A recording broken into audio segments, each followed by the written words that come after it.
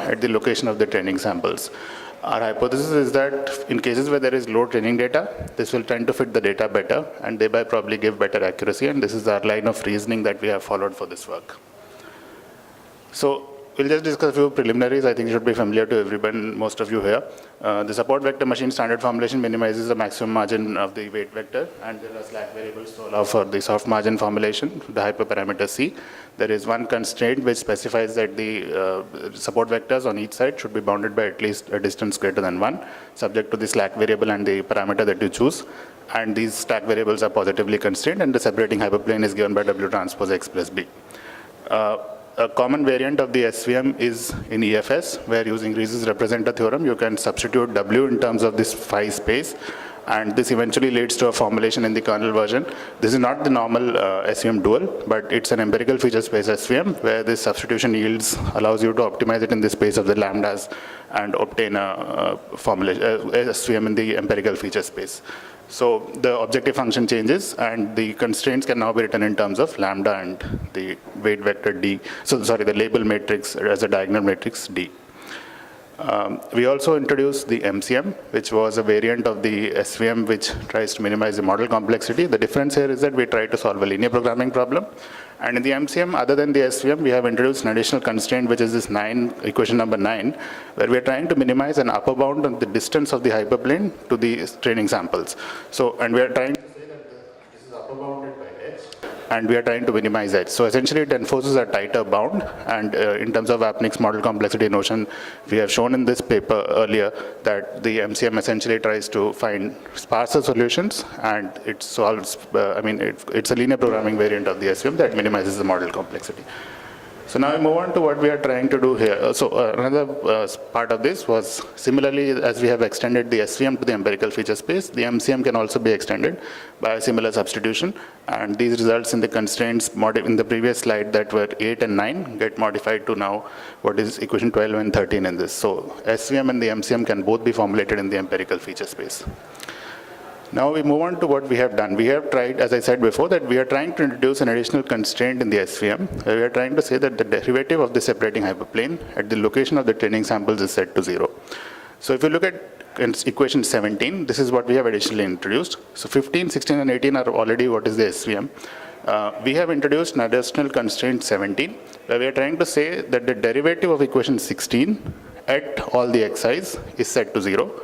And of course, we also introduce slack variables R plus and R minus that allow us to control the weight that should be given to this constraint. So in the objective function, we also add a term which is weighted by the parameter C2, and we minimize the sum of these slack variables. So what we are trying to say here is that the separating hyperplane at the location of the training samples would tend to attain a maxima or a minima, and we are also giving a parameter C2 to control the complexity. We should just note here that the introduction of the equation 17 results in Mn times constraint. So as many samples as the number of features, because when you're computing the derivative, it will be number of samples times the number of features, those many slack variables you're adding. So in terms of low training data, since you already do not have too many samples to train with, this seems a tractable way to do it. In the following slides, I'll just illustrate how we compute the derivative. So in the previous slide, if you see equation 17, we are computing a derivative with respect to a kernel function, k lambda plus EB, at the location of the training samples. So if you have a polynomial kernel, 1 plus xi transpose xj to the power d, and we want to compute the derivative, so this is how the computation will look like at the location of the training sample. So we find out the derivative with respect to xi of this function. So this is what it will look like for a polynomial kernel, and this is what it will look like for an RBF kernel. So these are just explanatory equations to see how you can compute the derivative for different kinds of kernel functions that are used. Similarly, for the MCM that I mentioned earlier, we have also developed a derivative version of the MCM, which is called as the MCM derivative. So the constraints in the original MCM are 24, 25, and 27. We have introduced initial constraint 26, which is the derivative of the original constraint 24. So here again, we also introduce slack variables, and similar to the manner to the SVM where we have introduced these constraints in the MCM also, we introduce a derivative constraint. Our expectation is that since the MCM, in the original MCM gave sparser solutions in terms of fewer number of support vectors, we are trying to say that this will also not only improve generalization for low training data, but will also result in sparsity in terms of fewer number of support vectors. So now I present the results on some synthetic datasets and also on a few low training datasets from the UZI repository. This is a sample data set. This is just for illustration purposes that we have created two concentric circles and points of two classes. So if we train the conventional SVM, you will see what the plot on the right is what you get for certain values of C that we have plotted, and you can see that it's not clearly separating. In our constraint, our formulation SVM derivative, we are trying to enforce that the surface will attain a maxima or minima at the location of the training samples. And as you can see in the plot in the middle, it tries to attain that closer to the surface. So there's a minima at the surface of the points of one class, and it seems to be a maxima at the surface of points of the other. So we expect that this kind of a separating surface will do. This is a projected view that has been shown for the convenience. It's actually, in between the two samples. So we have also done this for the iris data set. So iris is a 3-class data set with 50 points in 3 classes. 2 of these are separable, 2 of these are non-separable. We have shown the representative surface for the SVM and the SVM derivative, and you can see that the values on the z-axis are slightly higher for the SVM derivative, so it is trying to attain a maxima or minima at the locations of these training samples. For the non-separated separable classes of the iris also we have plotted, and a similar trend is seen. So the hypothesis that we are trying to say here is that if you introduce constraints like this, when there is low training data, you will try to fit the plane better on the samples by enforcing that a maxima or minima is attained at the locations of the samples, and then we will probably get better results for cases where there is low training data. And this is what we have done on various UCI data sets. So conventionally what we do is you use 80% of the data for training and 20% for testing. We have flipped this the other way around. We have said that we are using only 20% of the data for training, and we are testing on the remaining data. In such cases, what happens is that in case the SVM accuracies are not that high, but the SVM derivative case results in improvement in some of these data sets when there is low training data. We have also computed the number of support vectors here. There is not too much improvement. Support vectors, you would ideally like them to be lower, but so the SVM derivative does result in improvement in accuracy. The support vectors are more or less near same to what of the conventional SVM is. So then we evaluated this on the MCM derivative also, and here you can see that in addition to the accuracy improvements that we get, we have also got some improvements in the decrease in the number of support vectors. So both these variants, what we are trying to propose is that there will be an improvement when there is low training data, because for these data sets, you can see that the number of training data samples are very few and the test samples are much higher. So in such cases, we have illustrated the benefit of this kind of a approach. An obvious question to ask is, how does it do in the original setting where you have 80% of the data for training and 20% for testing? And the answer to that is, it performs comparably. In some cases, it doesn't do better also. But the improvement that we found was more for the case where you have much lower number of training samples. We have also done a scalability experiment on a larger phase data set where we try to start off with a very few number of training samples, and we keep increasing this ratio of the train test and see how this performs.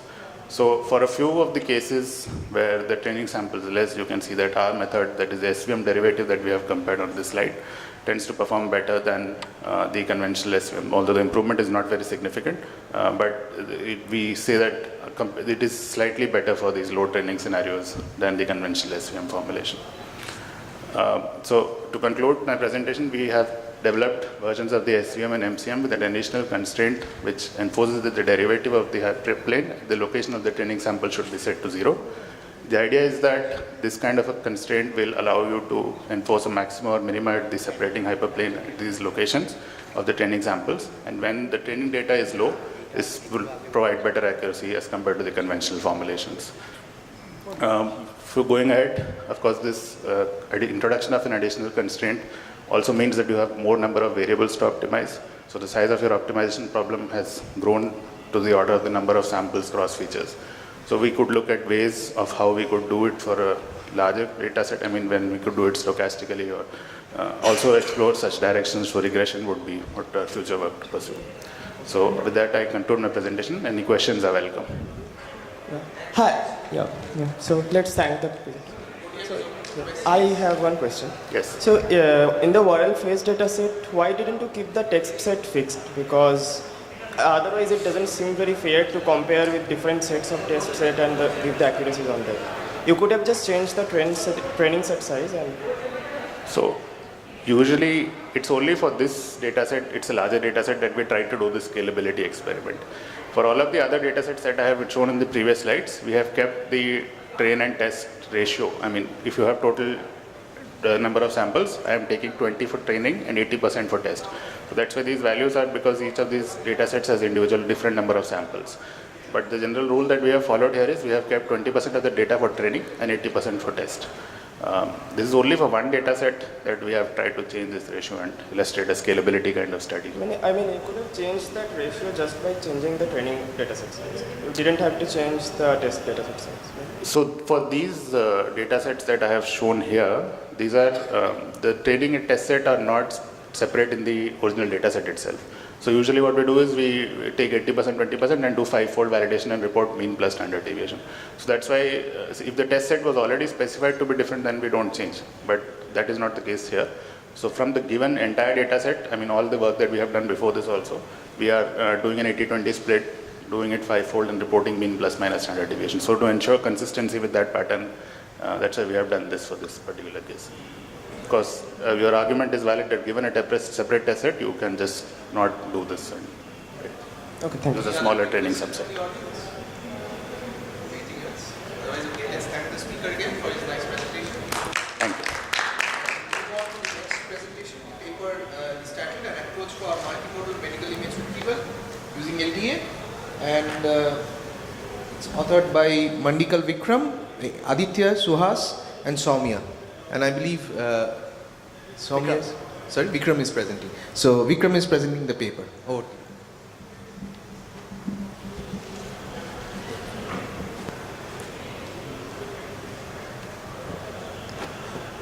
Hi, I'm Vikram. This work is with Aditya Suhas and Professor Soumya Kamath. We are BTech students from NIT Surathkal.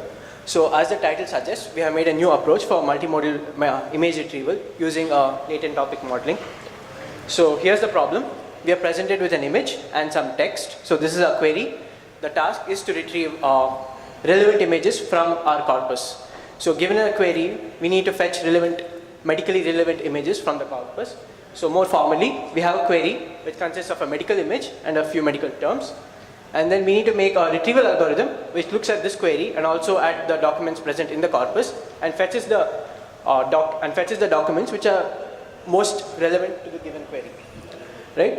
So we need to retrieve images which are most relevant from a given clinical perspective. So first let us look at the visual part. So in our data set we had only grayscale images. So say we have n grayscale images of height h and width w. So we have n cross h cross w.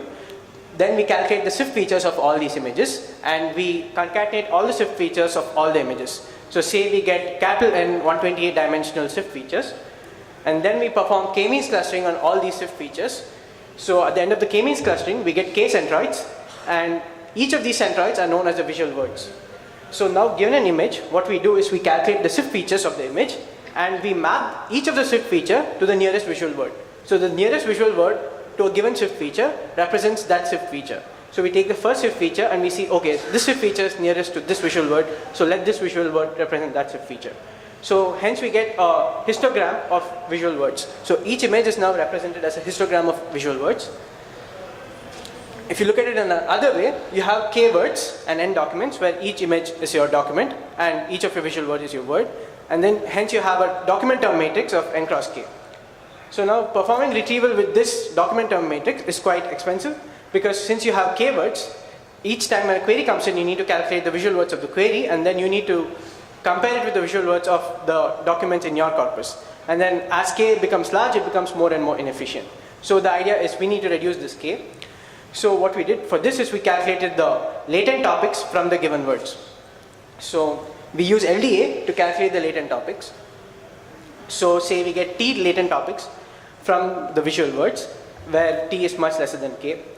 Hence now we compare only the visual topics instead of comparing the visual words themselves.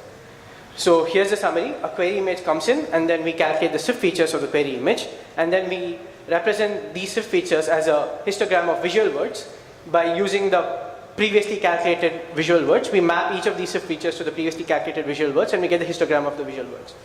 And then we use the previously fitted LDA on the corpus to calculate the latent topics present in the given histogram of visual words. So this is the visual part. And then the textual part, so in the image lab 2009 dataset, each image is provided with an IRMA code. So how all all the textual medical words are present in the form of a tree, and the IRMA code tells you how to traverse this tree to get the textual part of the given image. So we are more concerned with the third and fourth part of the IRMA code. The third part tells us which regional part of the body does this image belong to, and the fourth part tells us which biological system it belongs to. So as you go towards the root node, you have more general features, and as you come down towards the leaf nodes, you have more specific features. So we traverse the tree as specified by the IRMA code, and we get the textual words of the given image. So now we have the visual topics, we have the textual words, so how do we fuse them? Because we want to do a multimodal approach. So our first approach was to calculate a co-occurrence matrix, where we calculate the visual topics, we take the textual words and make a co-occurrence matrix for each document. So this is quite sparse, so we try to reduce sparsity using an autoencoder and the VGG features. So here's the early fusion approach. We take the corpus, we pre-process it to get the textual, to get the visual topics and the textual words. Then we calculate the co-occurrence matrix and condense it using an autoencoder or VGG. A similar flow happens for the query, and then we compare these condensed features using the L2 distance. So FE of XI is the early fusion features of document XI, and FE of Q is the final early fusion features of the query Q, and then the distance between XI and Q is just the L2 distance between the final features. And we do this for all the documents in the corpus and retrieve the most relevant images from the corpus. Right? This didn't work out pretty well, so we moved on to the late fusion approach. So in the late fusion approach, we independently handle the visual and textual part until a much later stage. So the visual part remains the same. We get the latent topics of the documents in the corpus, and we calculate the latent topics of the query, and then the visual distance FV of XI is the final latent topic of XI, and FV of Q is the final latent topic of Q, and then we calculate the L2 distance between them. So this gives us the visual distance dV of XI comma Q. So now for the textual distance, we make use of the class information present in the data set. So we train an SVM to take in the textual part of the textual part of to take the textual part of each document and predict the class. And then when the query comes in, we use a pre-trained SVM to predict the class of the query. So now we just take the difference of the classes as the textual distance. So why does this work? Because in the image cleft dataset, when two classes are semantically more similar, or medically more similar, they'll have closer labels. So for example, a class with label 2 and a class with label 4 are more similar than a class with label 2 and a class with label 10. So you take in a query, you predict its class using the textual part, and then you know the classes of the documents in your corpus, and then you calculate the difference between the classes, and this difference is your textual distance. So now you have a visual distance, you have a textual distance, and you take a weighted sum of them, and that's your final distance in the late fusion approach. So here's a summary. We take a corpus, we pre-process it, we get the visual topics, we get the textual words, and we calculate the visual distance using the visual topics, and then we use an SVM to calculate the textual words, the textual distance, and then we take a weighted sum of the visual distance and the textual distance to get our final distance. And we use this final distance to retrieve the documents from the corpus. So here are the results. So as you can see, these three are the early fusion approaches, just the co-occurrence matrix, compressing them using the autoencoder feature and the VGG features. So using autoencoder and VGG slightly improves over just the co-occurrence matrix, but the late fusion approach is much better than any of these. And the first one was just using the visual features alone. And yeah, so using the late fusion approach, we're getting an MAP of 0.326, which is better than the previous state of the art, which is 0.29. And we also calculate the NDCG to see how good the ranking of the documents which are retrieved are. Yeah, thanks.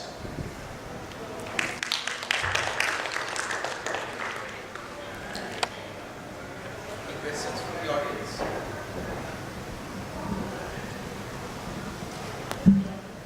So maybe I'll ask a short question. So have you thought of exploring the semantic similarity between the visual and the textual stuff? I mean, maybe that could have improved your method. So I mean, the semantic relationship between the visual and the text. Yeah, so that's why we try to fuse the semantic and the textual thing, right? And it didn't really work out pretty well fusing them. Any insights why didn't? I'm not pretty sure. That's why we tried to go to the late fusion part and keep them independent. Okay, thank you. So let's thank the speaker once again and move on to the third presentation. So the third paper is titled Probabilistic Path Planning Using Obstacle Trajectory Prediction, and it will be presented by Professor Shorangshu Bhattacharya. And the paper is co-authored with Vasudha and Gunjan.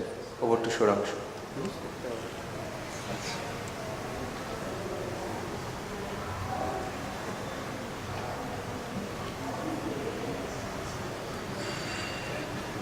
So good morning, everyone. I'm here to present the paper titled Probabilistic Path Planning Using Obstacle Trajectory Prediction. And so this is joint work with two of our students, Vasudha Todi and Gunjan Sengupta. So both of them have actually passed out. And so they are the main drivers behind the work. I'm just there for moral support. Unfortunately, they couldn't come. Okay, so what is the problem? The problem is that you have to do a path planning. So you have a start node and an end node, and you have to find a path from the start node to the end node. And in the environment, there are obstacles. So you have to avoid the obstacles. And of course, the path should have as low travel time or path length as possible.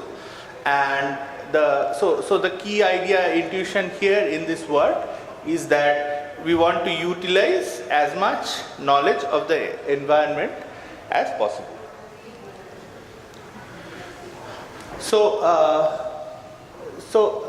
In real world, so there are many situations where path planning encounters moving obstacles. Okay, but in real world, obstacles do not move randomly. Okay, so the obstacles they follow a certain pattern. So that gives us the opportunity that we can try to predict. So if we have the past data for the obstacles movements, then we can predict the future positions of the obstacle.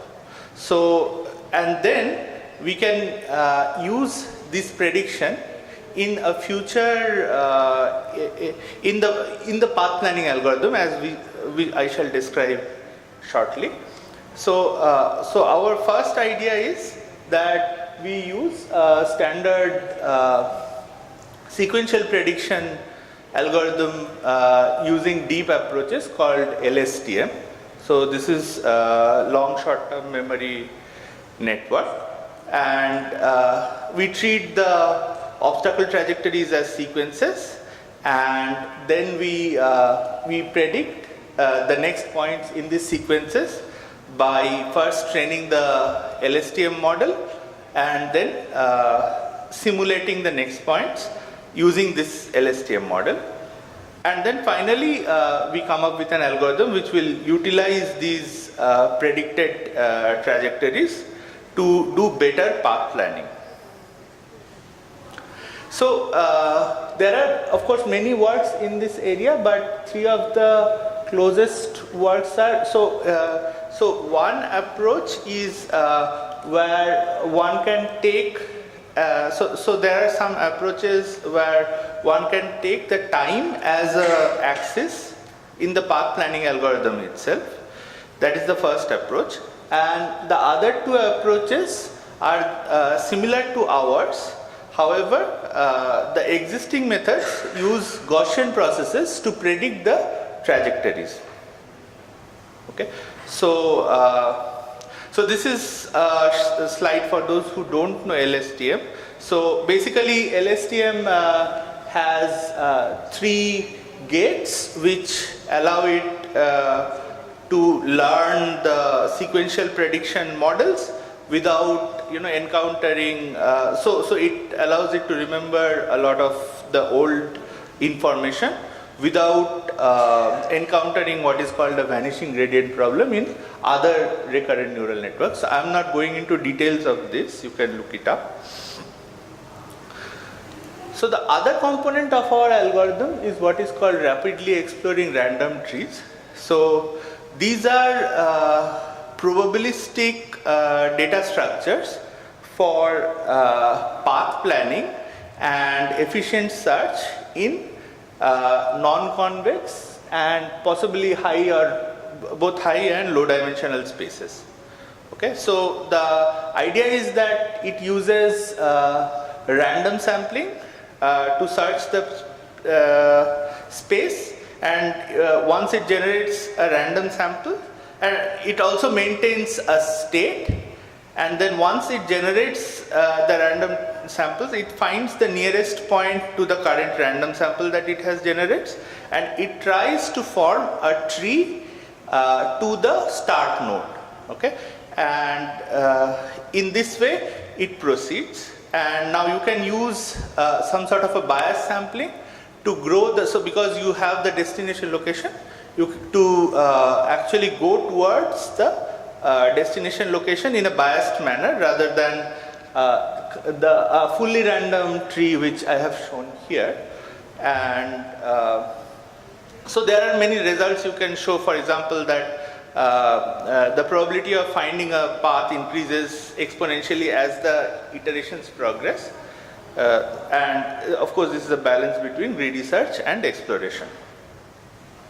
And the algorithm guarantees that it will find a path. So if there is a path that exists, it will find a path. So it has been used in many applications like path planning in unmanned aerial vehicles, then robotic arm movement. So it's a high dimensional planning problem. Then path planning in computer games and virtual environment, which is one of our experiment that we show on. So this basic RRT algorithm also have some variants which are more widely used because of their efficiency. So the first variant is this RRT star, which is basically a modification that involves rewiring of the tree a little bit, and its main advantage is that asymptotically, so if you sample many points, it can be shown that it forms and it actually finds the optimal path. Okay, so that is, so it forms paths of much smaller length. Then there is the RRT hash, which uses a graph instead of a tree. Then there is lazy RRT, which basically improves the planning time. So it is something like RRT start, but it improves the planning time because it doesn't always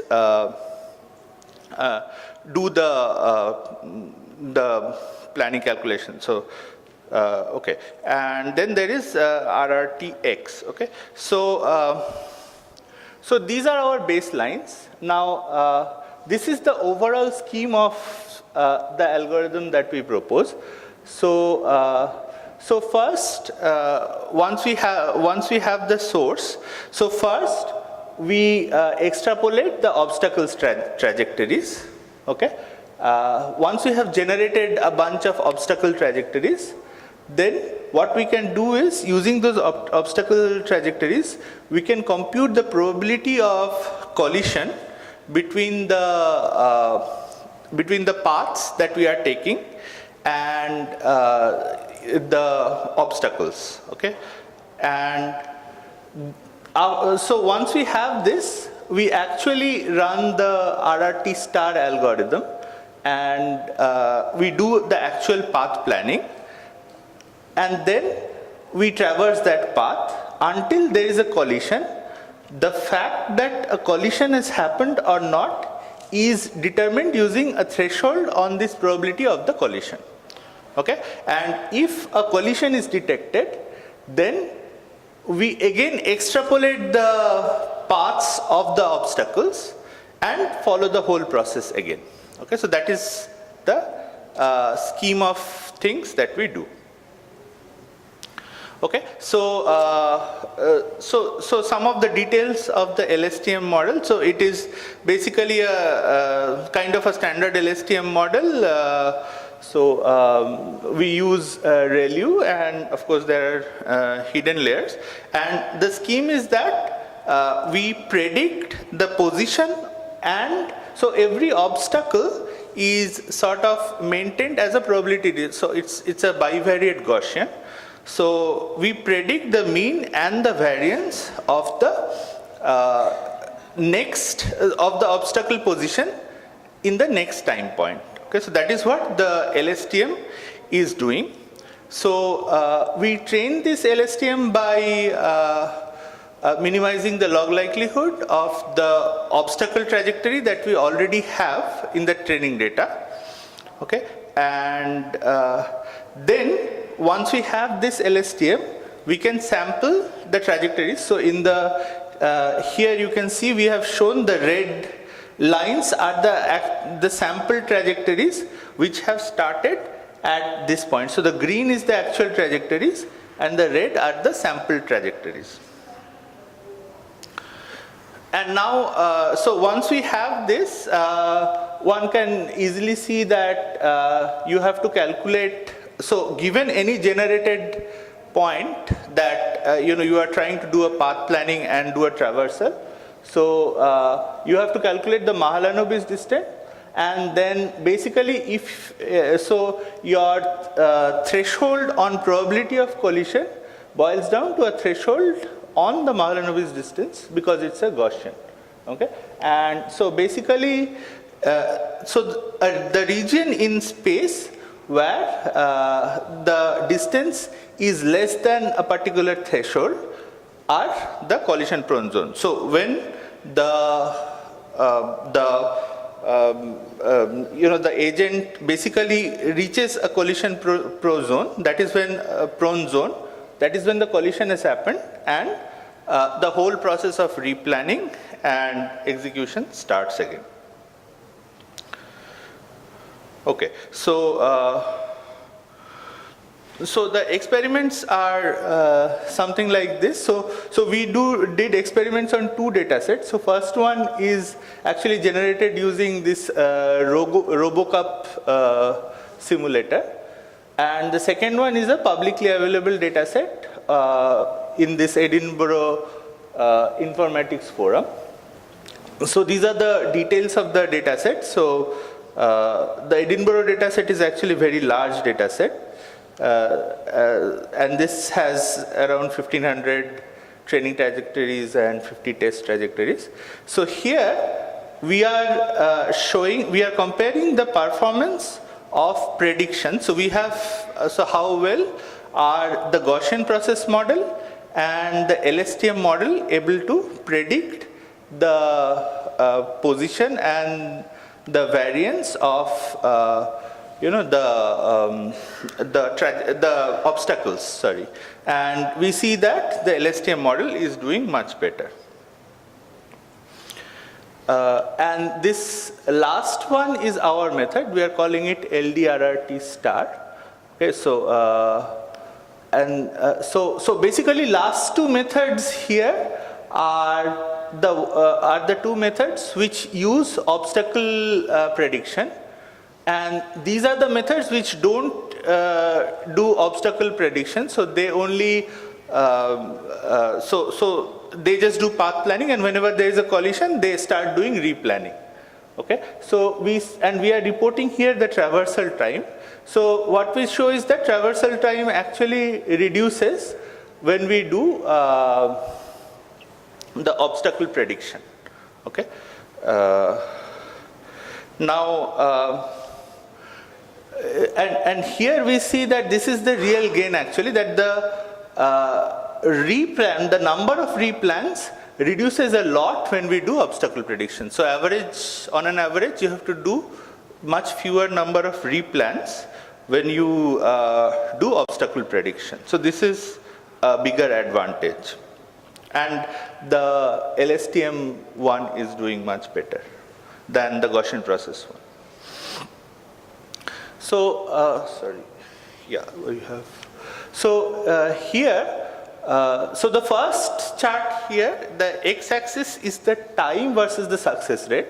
So basically it is measuring the fraction of times. Within this amount of time, the agent has actually reached the destination. So as we see, all the algorithms finally find a path. So the purple one is our algorithm. So it kind of finds the path faster. Okay, and then the second one is on the x-axis is the path length, and y-axis is the success rate. So we want a success rate of 100%. So we see that actually this RRT and RRT star, they do smaller path. So as you can understand, basically when we are doing obstacle prediction, sometimes we will find a longer path because we are trying to avoid the predicted obstacles. So our is the purple line. So we are finding in general a longer path, okay, but the time is less. Okay, so so other algorithms, they find shorter paths. And this is the number of replans versus x-axis is the number of obstacles. So we again, our number of replans is much less as compared to the as we increase the obstacles. For all obstacles it is less. So this is an illustration we have shown. So basically, so first three are behaviors of an algorithm when there is no obstacle prediction, and the last one shows the behavior of an algorithm when there is an obstacle prediction. The obstacle prediction is given in the purple color. So as you can see, since it is predicting that the obstacle will move, it is taking a longer path. Okay. So in conclusion, so the knowledge of the future obstacle motion allows the agent to plan intelligently. So the time, path length, and number of replan has been used to compare the performance, and our algorithm outperforms the Gaussian process regression. And then agent, so the other things you can just check. Okay. Any questions? So these are the references. And any questions? Thank you, Shoranshu, for your presentation. So any quick questions from the audience? Yes.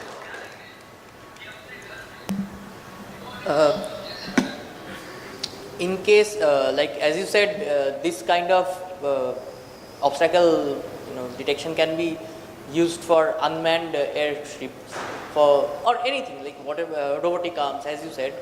So like that would require very high accuracy. Yeah. So what happens if so that means that probability collision threshold that you said, spoke of, that should be very low. No, so in any case, when the agent is moving, it will detect a collision. Yeah. My question is like, what happens if like whatever planning you do, it never like crosses that threshold? Like, will the program go on forever in that case, or will it finally spit up an answer that? No, so actually, if the system is as we have designed is like this, that if we detect that we are in the region in the collision prone zone, then we will do a replan. So it is like a pessimistic replan already. So it has not yet collided, but it is collision prone, and then we are doing replanning. So as you have seen, like without the replan also, the agent will navigate properly, but it will require more number of replans. So if we can predict the obstacle path, we can reduce the number of replans. And that basically has many other advantages, because when you actually try to implement the robot, it has to actually replan means that it has to stop. So there is a deceleration, there is a acceleration in other direction. So reducing the number of replans is a good idea. Any other question? It's a small question. So when you replan, you have been talking about this replanning. So As I understand, in your replan, you need to regrow the tree, right? When you replan, you have to do that. So can you, I mean, does that have an effect on the performance of your algorithm? Can you have some smarter methods which can adapt to the already grown tree and? Yeah, probably. Yeah, so, I would think so. I haven't seen anything. Yeah, so I'm not an expert of this planning, but yeah. In planning, one of the major problems which happen is if you have to regrow the entire solution space. Yeah, or I would something. think so, but I'm not, actually this algorithm, the planning algorithm, so I have learned recently and just utilized it. So I don't know if there exist such algorithms already. Thank you, Shurangshu. Let's thank the speaker once again. And we move on to the next presentation by Yongshul. paper is titled Deeply coupled graph-structured autoencoder for domain adaptation. Thank you. So let's have a brief overview of what is coupled representation learning. Basically, you have data, like synchronized data in two domains. One is I'm calling it the source domain and the target domain. And you have to map the data. So I'm specifically being vague, I know that, but we will understand it with a few other examples. You have to map the data from the source domain to the target domain. So the most direct way to do it is to directly map the data, right, in a data space itself. But usually that doesn't work very well. Usually it doesn't.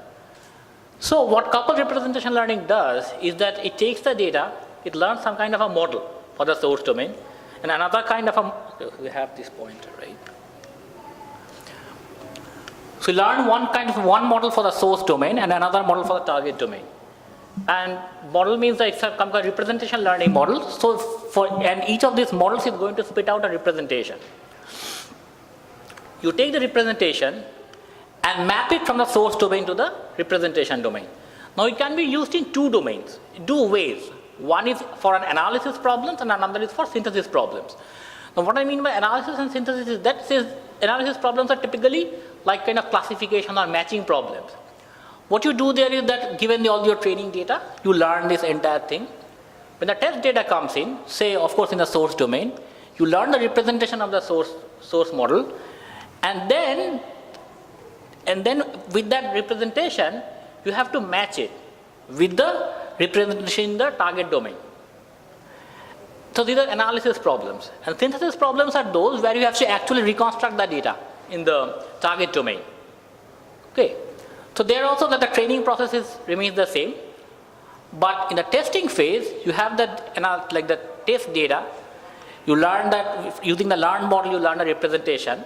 Now using the mapping, you kind of map the representation from the source domain to the target domain. And using this model, you recreate the data.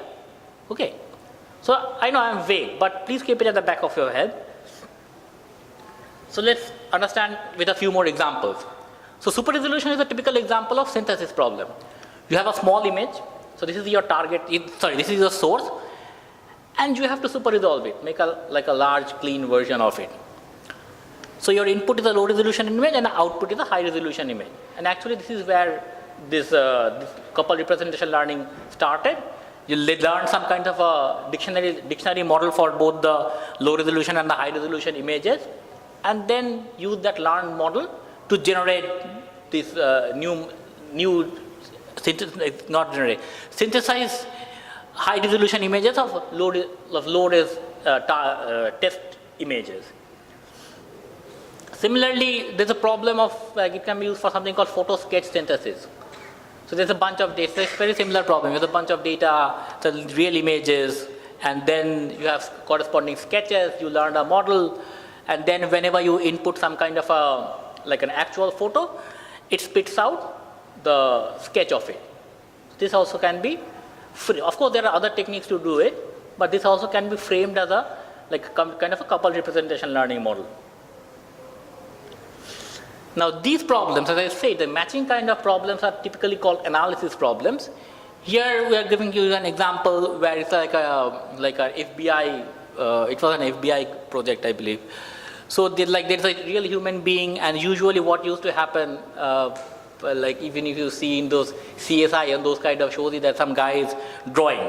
So these are human sketches, and the problem is that given that sketch, you want to find which person or which mugshot it belongs to. So usually sketches aren't done these days, at least not in FBI. What they do is that they have some like a photo editor kind of a thing, where different types of like facial parts are already there. So when somebody is describing the perp, the guy who is using that photo editor is just kind of dragging and dropping down those parts and creating an image like this. So these are called composite sketches. So right now, what the problem is that you train on these kind of like the actual images and the composite sketches. And in this case, when you have your target, like a source composite sketch, you have to figure out to which actual person that image belongs to. Very similar problem, I'm not going into the details, is that you have I think Professor Soma Biswas discussed about it in one of in our talks here, about multimodal face recognition and all that. So I'm not going into this. It's like you have images in the visible range, and you have images in the near infrared range, and you have to like match between these two. Okay, two domains. Okay, now let's get into another. Okay, my final example, I believe. Yeah. So something like cross-lingual information retrieval. So here your query is in English, and you want to find out the responses in some other language. Maybe not English, maybe like even in Spanish, and you want to find out responses in German. So here your source domain is one of the language documents, and your target domain is these documents in another language, and you learn that entire representation learning model, and then during your query you just take the features, generate the features, and then match it. So let's now discuss some of the existing techniques for coupled representation learning. The first, as I said, started with something called dictionary learning. So I don't know if you are familiar with dictionary learning. So the concept is that you have some data X, and you want to represent the data X in terms of a learned dictionary D and its representation Z. So typically you have a bunch of samples, training samples X, and this is the optimization problem you are solving. You want to learn a dictionary, and usually you want to learn a sparse set of coefficients, but the sparsity is not very important. The sparsity is there because it came from signal processing. Okay. And how you solve it is basically you alternate between D and Z. I'm not sure if Pratik Jain talked about this kind of problem, but they have worked extensively on proving convergence of this dictionary learning matrix factorization problems. The coupled dictionary learning means that the model, the first slide that I put in, the model is actually the dictionary. So let's spend a brief moment on this slide and try to understand how it fits in. So T is the target domain, and S is the source domain. So you have a dictionary DL for the source, where you basically learn the dictionary and the coefficients for the source domain, and you learn the dictionary and the targets for the target domain data. Now, and this is just a regularization term, so don't worry too much about it. Just like, again, as I say, it's coming from signal processing, so the sparsity promoting terms have been there. And now, so there is also the matching part, the mapping part between the source and the target, and this is what it is. So this W is a linear map between the source domain coefficients and the target domain coefficients. Okay, so this was introduced in CVPR 2012 and ICCV 2013. They used it for a bunch of problems like like photo sketch synthesis, image super resolution, and all that. Now, the second model, representation learning model, that has been used for coupled representation learning is the autoencoder. Again, I am pretty sure almost all of you must be knowing what autoencoders are, but just for the sake of completeness, I wanted to discuss it a little bit. So autoencoders are self-supervised neural nets. So where the input and the output are the same, and you learn a neural network which basically learns an approximation of identity, right? So what you want to do is that like if x is the input data, then and w is the encoder portion and w dash is the decoder portion, you want to minimize the Euclidean error between the data itself and its reconstruction. So this is what an autoencoder does. And it can be used for coupled autoencoding in this fashion. Again, T is target and S is source. You have an autoencoder for the source, you have an autoencoder for the target, and then there's a mapping. So phi of WSX is the representation that you are obtaining. If I go back, so this part is the representation you are getting here. So basically you have an autoencoder for the source domain, you have another autoencoder for the target domain, and a mapping between the features from the source domain to the target domain. So mathematically this is what you are getting. So this is the mapping from the code representation from the source to the targets.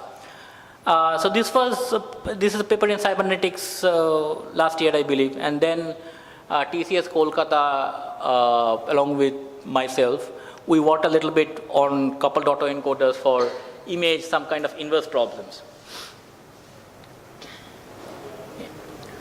And finally, we talk about something called transform learning. So transform learning is actually the analysis version of dictionary learning. So in dictionary learning, you are learning like a basis D, so that when multiplied with the learned coefficient Z, you get back the data X. So in transform learning, you are learning another basis T, which operates on the data X to produce the coefficient Z. So slightly different. Mathematically, it is represented like this. So this is the basic model, Ty minus Z. And there is some regularization terms on T that is mostly to stop producing degenerate solution. Like if you look at it, Ty equal to Z, you can see that there is an obvious solution, T equals 0, Z equals 0. Right? But there is a nuisance solution, you don't want it. So in order to stop that, you need to have the determinant of T to be non-zero. But if you only have a log-dead term, what it's going to do is that it's going to blow up the determinant to very high values. To stop that, you need to have another term, which is the Frobenius norm on T, so that the values in T are contained. So this entire regularization term kind of gives you a pull-push kind of an action, so that the determinant is non-zero, but you still have relatively small values in T. Again, this is coming from signal processing, so an L1 norm is stuck there. So this was our work on, we proposed the coupled version of transform learning, a transform for the source, transform for the target, and then the mapping between the source and the target domain, and the rest of the regularization term. So you can skip that for the time being. So first paper was in ICCV 2016, and then in a recent conference last month. Now, why did we come with the proposal that I'm going to discuss here today? So what is the typical information processing pipeline for this kind of problems? It's not that they're training on the entire data. It's not that they're taking the entire source training data, the entire target training data, and blindly learning a coupled representation. Never really works. We tried it for solving deep learning problems. So if you learn it for a particular kind of blurred kernel or some parameters of the blurred kernel, it doesn't really generalize at all. So what happens is that people from given the training data, they cluster the data and learn the model, one model separately for each cluster. Otherwise, it doesn't generalize that well. And when there is a test data, they figure out to which cluster it belongs to, and then use that corresponding model. Okay, so even though it's a very neat formulation, it doesn't really work that good. And so this is kind of a piecemeal formulation, some kind of an engineering solution, which I didn't like. So I will give you an example what it's going to have. So this is your typical, like those CFAR or ImageNet kinds of training data, and say you have learned instead of learning it on each of the clusters separately, like cat, dog, mug, and hat, you just use the entire training data for training your coupled autoencoder. Now, and you want to super resolve. Okay. So if you input a dog image, what you want to get is a big dog image.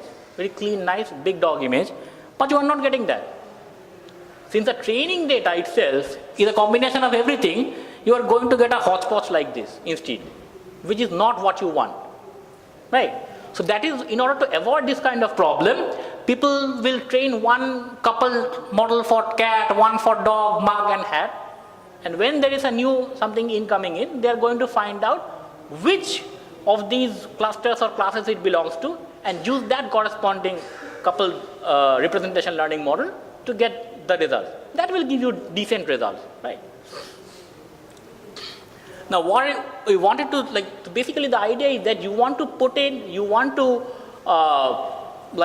control the fact that you will give more importance to data within the same clusters or same classes and less importance to data outside the clusters when you are learning this model. So instead of learning different models, what we can do is that we can just regularize it by some kind of a graph. Okay. Now, so the idea of graph regularization is not our proposal. It has been there for dictionary learning for a while. So what happens is that this is your typical dictionary learning model. You have your dictionary D and the coefficients H, and this is your typical dictionary learning term. On top of that, for graph regularization, you are regularizing it by this trace of HL, H transpose, where L is your Laplacian. It's basically just Q, as it is explained here. Okay. Now, what happens is that this L, so when you are regularizing it by such kind of a graph manifold regularization, what is happening is that it's giving more importance to samples that are similar to each other. So that is the basic idea that he wanted to incorporate in the autoencoder based coupled learning model. So of course there are two generalizations here. The first generalization is that instead of having one layer, we are having multiple. It's a deep autoencoder or a stacked autoencoder as it is commonly called. So this is the stacked autoencoder for the source, this is the stacked autoencoder for the target, and there is a graph regularization term both for the source and the target.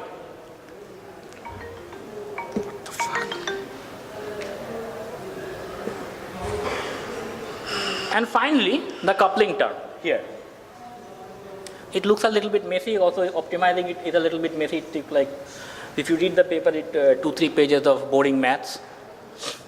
And so now we come to the final part of the results. So here we are using it for, as I mentioned at the beginning, translingual document retrieval. So again, the idea of using it here is not our own. We are not really application people. So we started with this coupled dictionary learning. We then use coupled transform learning, coupled deep autoencoder, and finally the graph version of it. And we are showing that actually your accuracy and mean reciprocal rank improves when you graph regularize it. And I already explained why this is happening. So there's not too much to read into. Similarly, for cross-modal information retrieval, somebody talked about medical image retrieval. It's a very similar kind of a problem. You have a query text image and you have to retrieve you have a query which is the text and you have to retrieve an image. Similar problem, just different data sets. So these are the typical settings. Again, we took this problem from some ACM paper. So and we just followed whatever the protocol that they defined. So this is bag of visual words versus bag of words and the corresponding dimensions. Image super resolution. This is like the baboon image. So the ground truth image, and then the next one is the upsampled version of it. Then coupled transform learning. Then E is something called SRCNN, which is a convolutional neural network just for super resolution. And then there is something called SRN. So SRN is a signal processing. It's not a learned technique. It's like a blind signal processing kind of a technique for super resolution. And finally, our proposed method. So that's it.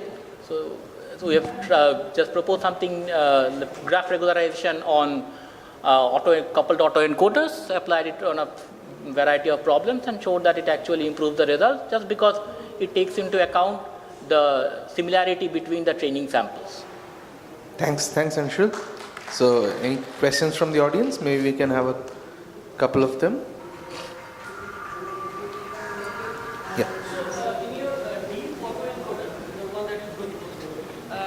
did you also consider the clustering then followed by or No, ours is without clustering. other clustering? I see. So it's, I mean, the clustering one that you presented is very similar to stratified learning, right? I mean, when you have different types of data points and you basically and the data points are very diverse, right? Scattered around the space, and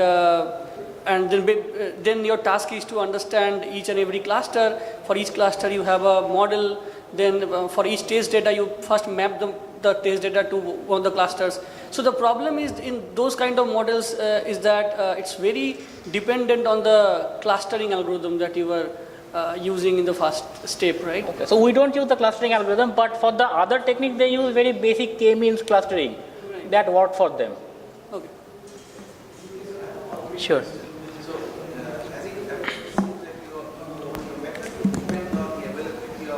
Synchronized. So Yes, your method would yes, be yes. sensitive to the availability of synchronized data Yes. between the source and target domains. Yeah. So any quick comments on that? So if it is not synchronized, this won't work. But there are domains where this kind of data is available and more common. So of course there are, I think like most of the practical problems will not be synchronized, but at least this won't work in that case. Okay. But for like typical like signal processing problems like super resolution, you can always generate synchronized data, so not a problem. Okay. But when it's not synchronized, they use something like cycle GANs and all that these days. Okay. Okay. Thank you so much. Thanks. Let's thank the speaker once again. And we move on to the last presentation of this session. The paper is titled Near Separable Non-Negative Matrix Factorization Using L1 Optimization. And the paper was authored by Rahul Garg, Chayan Sharma, Ashish Nagpal and Pawan Kumar. And I believe it would be present by Rahul. Yeah.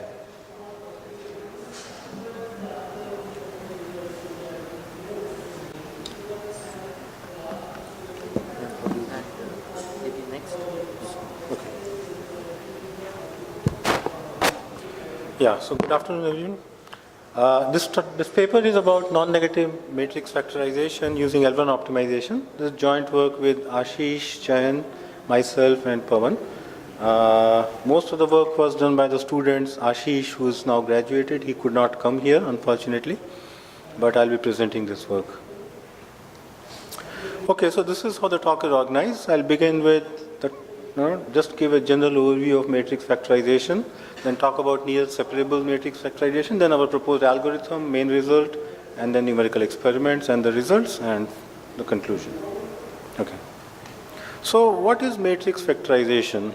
We are given a matrix, a large high dimensional matrix M cross N, and we want to approximately represent it as product of two matrices, W and H, where W is M cross R and H is R cross N, where the R is much smaller than the minimum of M comma N, right?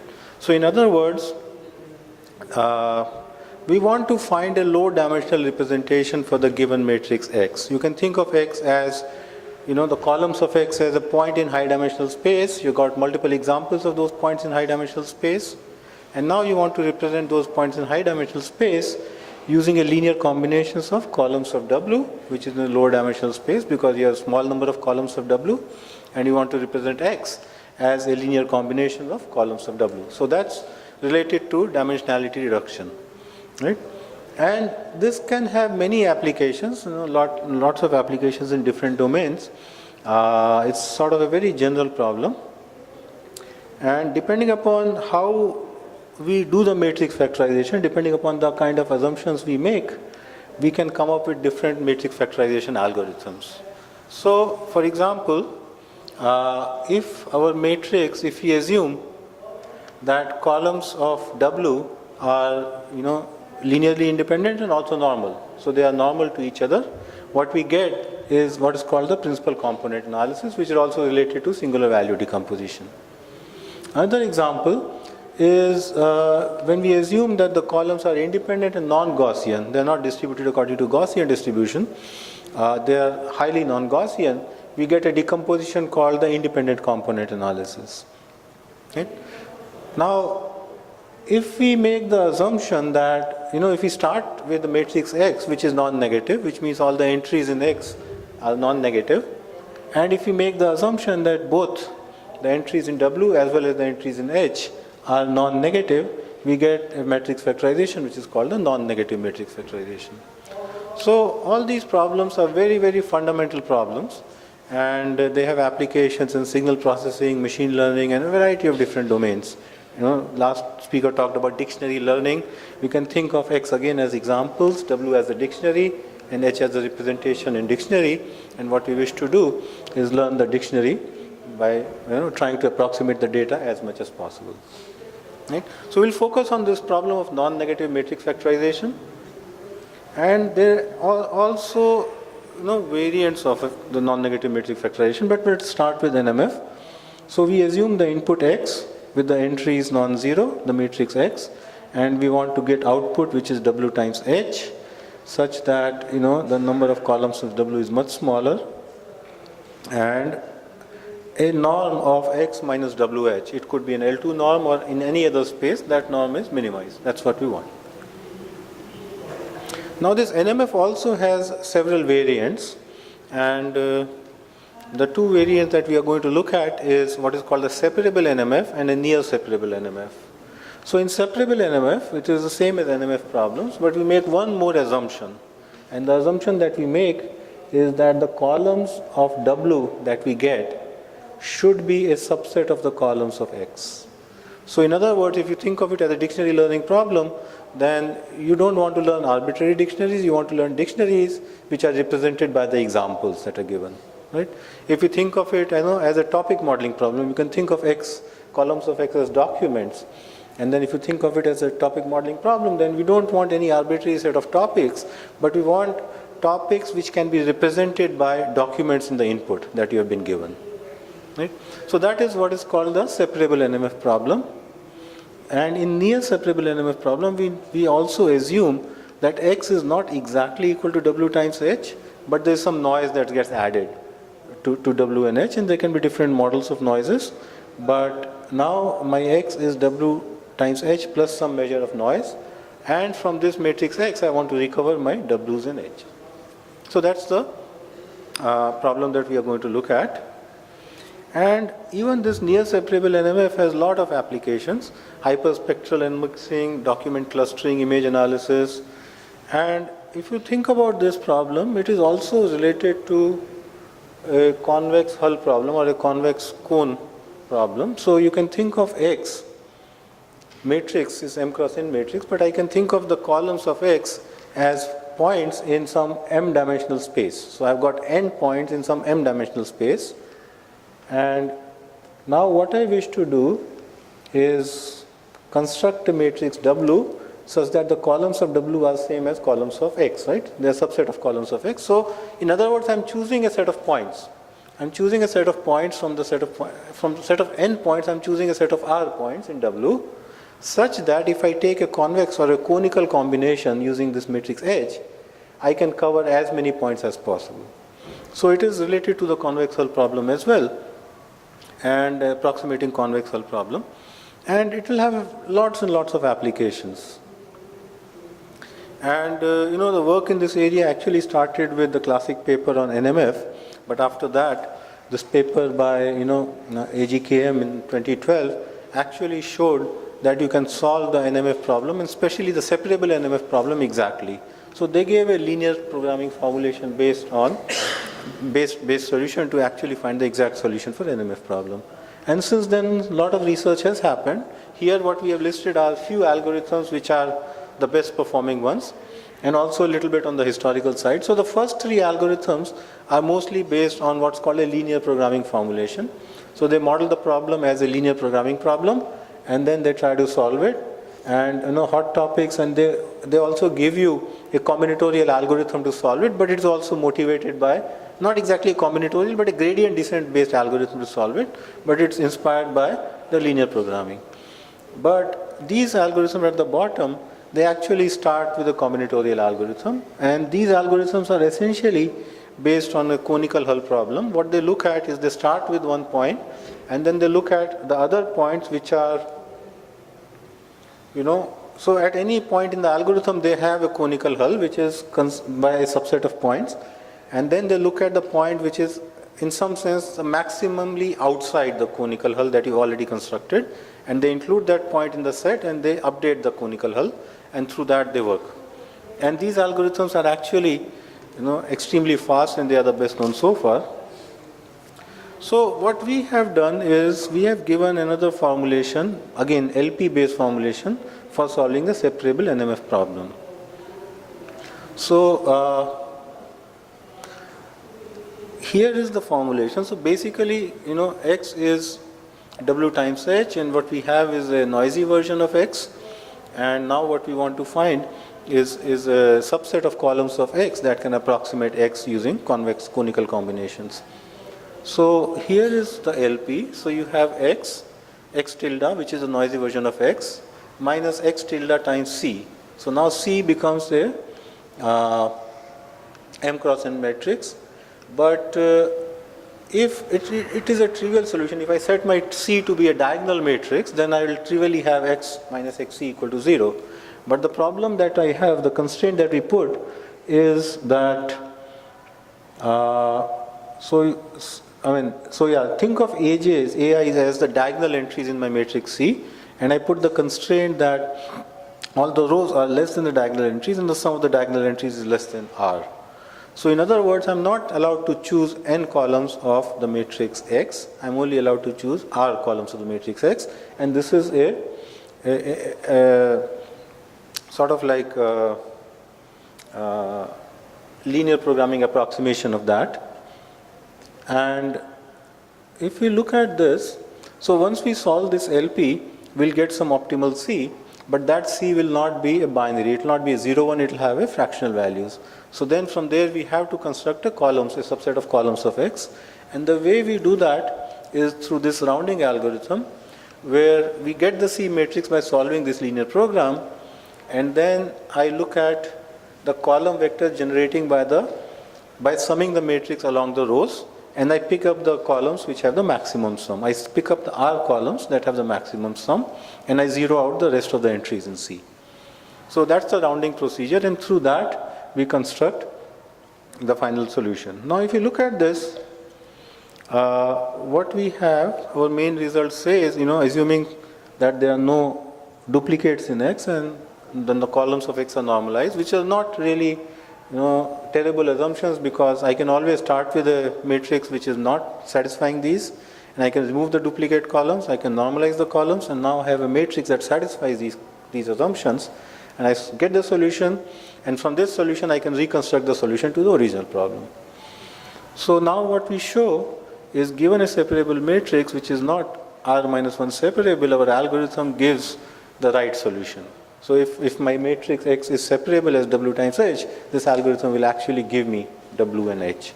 When in the case of no noise, if there is no noise, I'll get the thing exactly. Now the result also, we have done extensive numerical experiments, and what we found is that the proposed algorithm works better than all the existing algorithms. And this is just to give a very, idea of why does it work better. So this is the LP L1 optimization that we have proposed here, and here is the hot topics LP.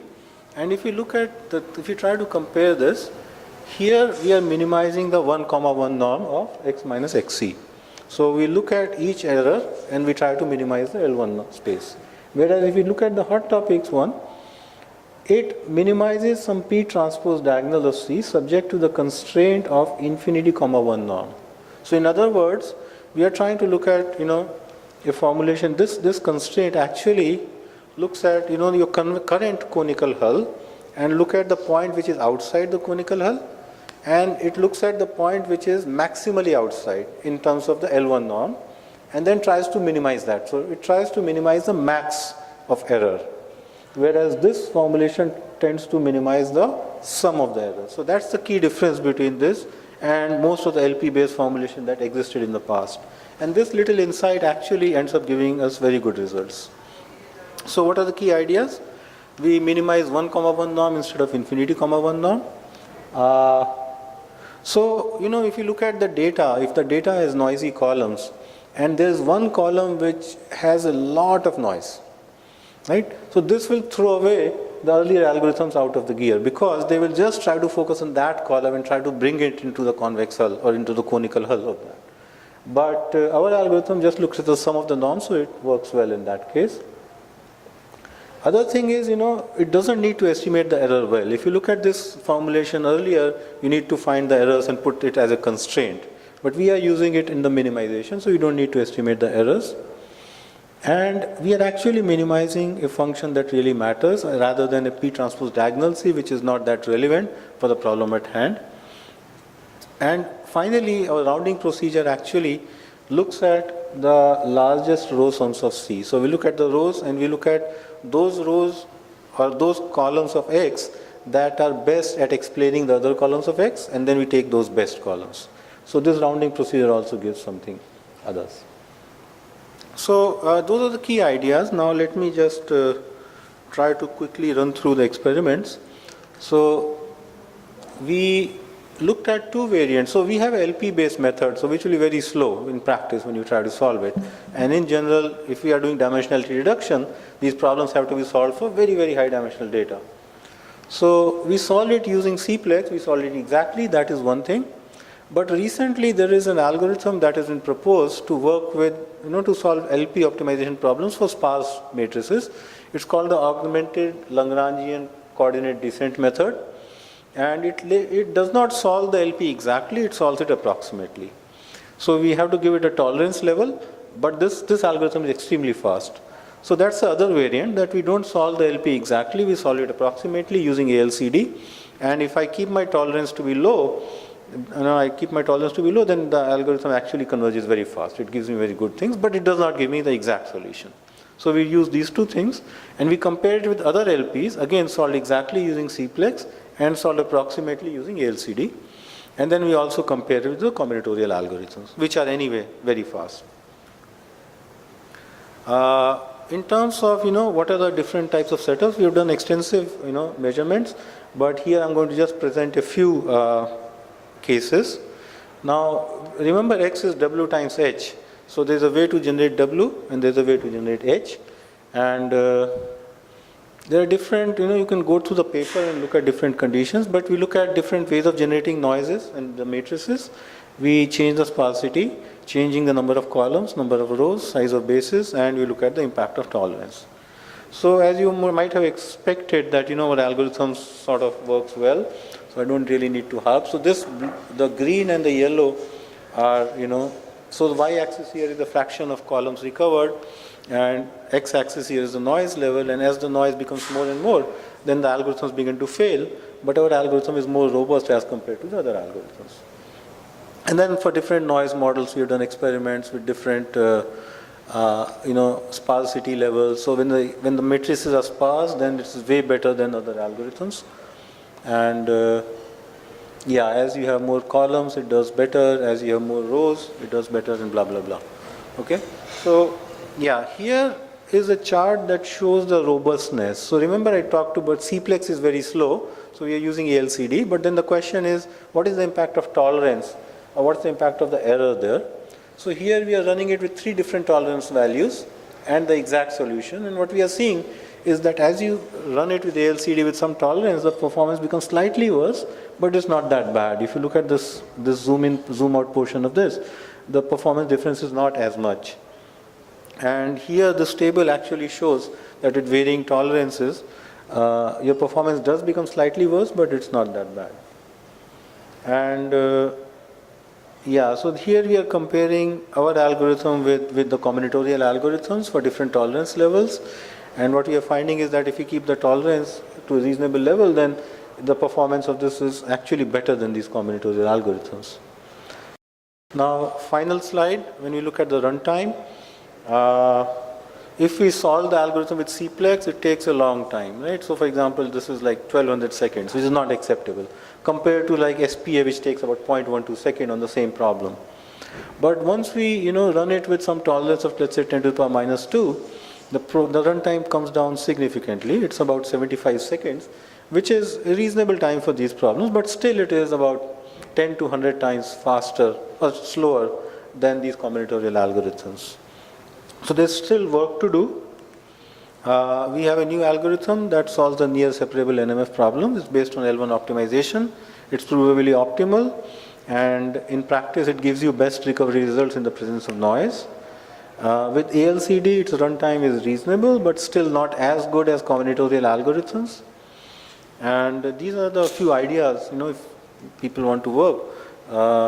Recovery proof for the error case. We have not been able to prove the results for the error case. Secondly, we can improve the runtime of the algorithm by designing a combinatorial algorithm. Right now we are just using ALCD as a black box, but one should be able to design a combinatorial algorithms. And application to large data sets. I think this is very promising, at least it is the best so far, and we expect once we apply it to actual data sets, you might get very good results. Okay, so I'll stop here. Thank you. Thanks Rahul for your nice presentation. So a quick question. Hello, thank you for the very good presentation. So I have one question that objective function is like a L1 norm, right? So it is, so you have to, how is that a linear program? I mean, you have to put it to, you have to transform it to a That's linear. right, that's right. Yeah. So you have to make it to the constraint. So you are also like using slack error variables. That's right, yeah. That. All those have to be done, yes. And why didn't you take the like square error or something like that? Because L1 norm has this very interesting property of sparsity. It encourages sparsity and all. And if you look at it, it's really key to this particular problem solving. So we can talk. It's very, L1 is really very well used in the machine learning, especially with the compressed sensing coming in. So that's why. Any other questions from the audience? Okay, let's not delay lunch. Let's thank Rahul once again for his